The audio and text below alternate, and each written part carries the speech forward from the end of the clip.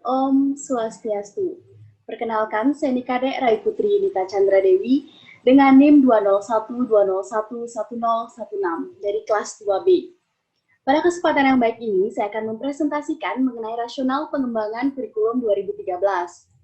Nah, akan ada beberapa topik pembahasan dan langsung saja kita pada pembahasan yang pertama, mengenai latar belakang perlunya pengembangan kurikulum 2013.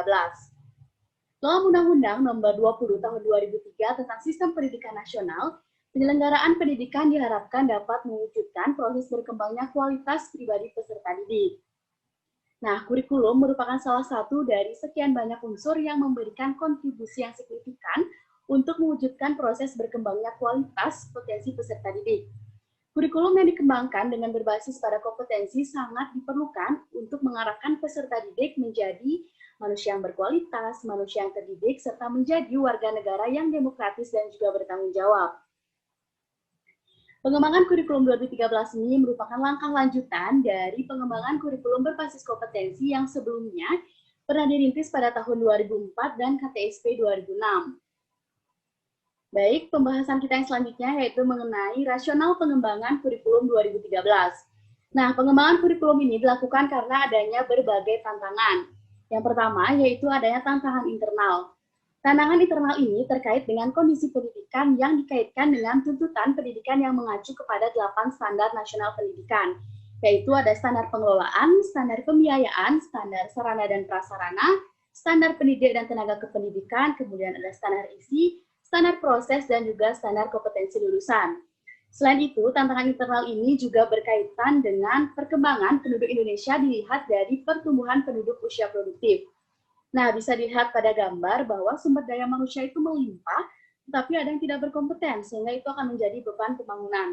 Maka dari itu, perlu adanya transformasi dalam bidang pendidikan, sehingga yang tidak berkompeten tadi bisa menjadi berkompeten dan bisa menjadi modal dalam pembangunan. Yang selanjutnya yaitu mengenai tantangan eksternal.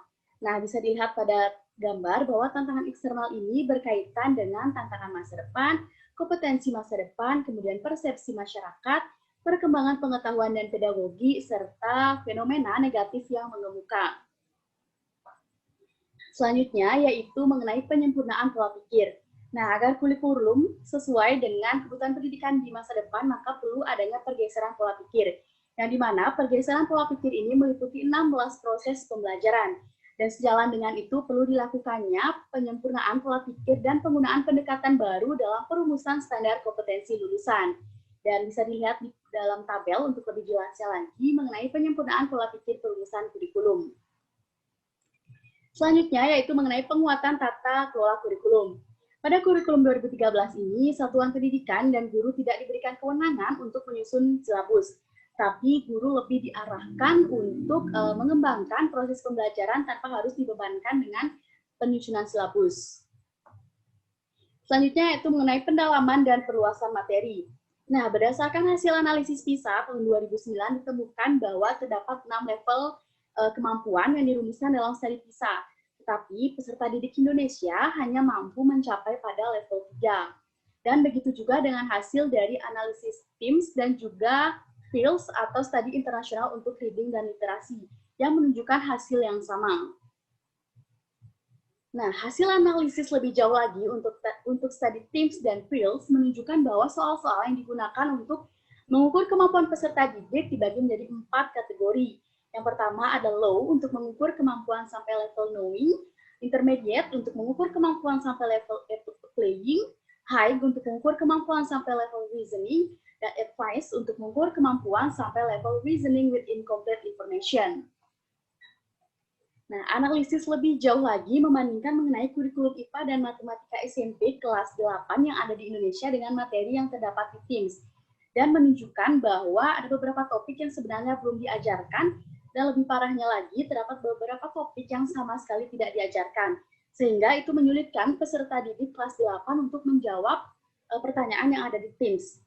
Dan itu juga terjadi pada kurikulum Matematika kelas 4 pada studi internasional.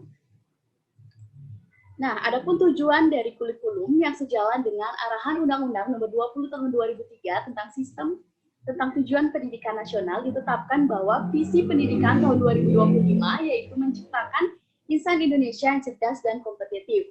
Dengan demikian, kurikulum 2013 dirancang dengan tujuan untuk mempersiapkan insan Indonesia agar memiliki kemampuan hidup sebagai pribadi dan warga negara yang beriman, produktif, kreatif, inovatif, afektif, serta mampu berkontribusi pada kehidupan bermasyarakat, berbangsa, bahkan pada peradaban dunia. Baik, pembahasan kita yang selanjutnya yaitu mengenai landasan kurikulum 2013, yang dimana terdapat 4 landasan. Yang pertama adalah landasan yuridis, yaitu mengenai ketentuan hukum. Landasan filosofis, yaitu landasan yang akan mengarahkan mengenai kurikulum kepada manusia.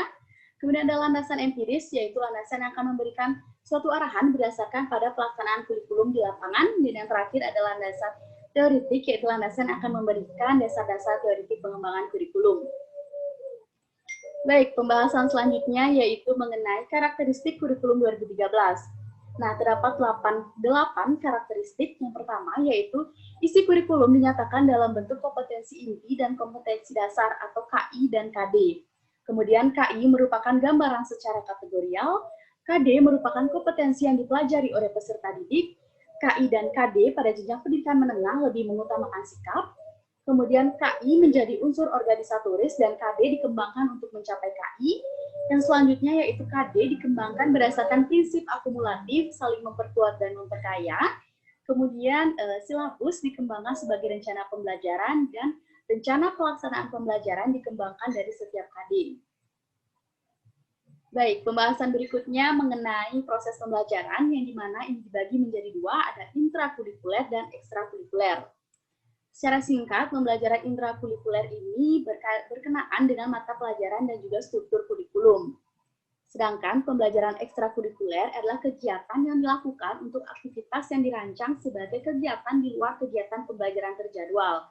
Contohnya itu ada kegiatan pramuka, dan ekstrakurikuler ini wajib untuk dinilai untuk sebagai pendukung kegiatan intrakurikuler. Baik, pembahasan berikutnya yaitu mengenai prinsip pengembangan kurikulum 2013, yang dimana terdapat 11 prinsip, dan yang pertama yaitu kurikulum bukan hanya merupakan sekumpulan daftar mata pelajaran. Yang kedua, kurikulum didasarkan pada standar kompetensi lulusan yang ditetapkan untuk satuan pendidikan, jenjang pendidikan, dan program pendidikan. Yang ketiga, kurikulum didasarkan pada modal kurikulum berbasis kompetensi. Yang keempat, kurikulum didasarkan atas prinsip bahwa setiap sikap, keterampilan, dan pengetahuan yang dirumuskan dalam kurikulum berbentuk kompetensi dasar. Yang kelima, yaitu kurikulum dikembangkan dengan memberikan kesempatan kepada peserta didik untuk mengembangkan perbedaan dalam kemampuan dan juga minat. Kemudian yang selanjutnya yaitu kurikulum berpusat kepada potensi, perkembangan, kebutuhan, dan kepentingan peserta didik serta lingkungan. Selanjutnya, yaitu kurikulum harus tanggap terhadap perkembangan ilmu pengetahuan, budaya, teknologi, dan juga seni. Kurikulum juga harus relevan dengan kebutuhan kehidupan. Selain itu, kurikulum juga harus diarahkan kepada proses pengembangan, pembudayaan, dan pemberdayaan peserta didik yang berlangsung sepanjang hayat. Kurikulum juga harus didasarkan kepada kepentingan nasional dan kepentingan daerah, serta penilaian hasil belajar ditujukan untuk mengetahui dan memperbaiki pencapaian kompetensi. Baik, pembahasan selanjutnya yaitu mengenai struktur kurikulum. Yang pertama ada struktur kurikulum SD, yang dimana beban belajar dinyatakan dalam jam setiap minggu untuk masa belajar selama 1 semester. Dan untuk kelas 1, 2, dan 3 itu masing-masing beban belajarnya 30, 32, dan 34. Sedangkan untuk kelas 4, 5, dan 6 masing-masing 36 jam setiap minggu. Dan jam belajarnya yaitu 35 menit. Yang bisa dilihat pada tabel mengenai mata pelajarannya. Selanjutnya yaitu ada struktur kurikulum SMP. Nah, dalam struktur kurikulum SMP ini ada penambahan jam belajar per minggu yang semula 32 kini menjadi 38 untuk masing-masing kelas 7, 8, dan 9. Sedangkan lama belajar untuk SMP itu 40 menit. Dan untuk lebih jelasnya lagi mengenai mata pelajaran SMP bisa dilihat pada tabel. Selanjutnya ada struktur kurikulum pendidikan menengah. Dalam kurikulum pendidikan menengah ini ada 2 kelompok mata pelajaran, yaitu mata pelajaran wajib yang terdiri dari 9 mata pelajaran dengan beban belajar 24 jam per minggu. Kemudian ada mata pelajaran peminatan yang untuk SMA terdiri atas 18 jam per minggu untuk SMA kelas 10 dan 20 jam per minggu untuk kelas 11 dan 12. Sedangkan untuk SMK itu 24 jam per kelas Dan mata pelajaran peminatan SMA itu lebih bersifat akademik, sedangkan SMK itu lebih mengarah atau bersifat ke vokasional. Nah, berikut ini merupakan ada tabel mengenai struktur kurikulum pendidikan menengah yang mengenai kelompok mata pelajaran wajib. Dan berikut ini merupakan struktur kurikulum SMA untuk kelompok mata pelajaran peminatan. Dan bisa dilihat itu lebih mengacu kepada akademik. Nah, pembahasan kita yang berikutnya yaitu mengenai implementasi. Implementasi ini dibagi menjadi 3. Yang pertama, pengembangan kurikulum 2013 pada Satuan Pendidikan Pengembangan Kurikulum 2013 yang terdiri atas 4 prinsip. Yang pertama, sekolah adalah satu kesatuan lembaga pendidikan dan kurikulum adalah kurikulum satuan pendidikan, bukan daftar mata pelajaran. Yang kedua, guru di satu satuan pendidikan adalah satu satuan pendidik dan mengembangkan kurikulum secara bersama-sama. Kemudian, pengembangan kurikulum di jenjang satuan pendidikan dipimpin oleh kepala sekolah. Dan yang keempat, yaitu pelaksanaan implementasi kurikulum di satuan pendidikan dievaluasi oleh kepala sekolah. Yang kedua, yaitu mengenai manajemen implementasi, yang terbagi menjadi 5. Yang pertama, implementasi kurikulum adalah usaha bersama antara pemerintah dengan pemerintah provinsi dan pemerintah daerah. Kemudian pemerintah bertanggung jawab dalam mempersiapkan guru dan kepala sekolah, pemerintah bertanggung jawab dalam melakukan evaluasi, pemerintah provinsi bertanggung jawab dalam melakukan supervisi dan evaluasi, dan terakhir pemerintah kabupaten atau kota bertanggung jawab untuk memberikan bantuan profesional kepada guru dan juga kepala sekolah. Dan implementasi yang terakhir yaitu mengenai strategi implementasi yang terbagi menjadi 5. Yang pertama, adanya pelaksanaan kurikulum di seluruh sekolah dan jenjang pendidikan.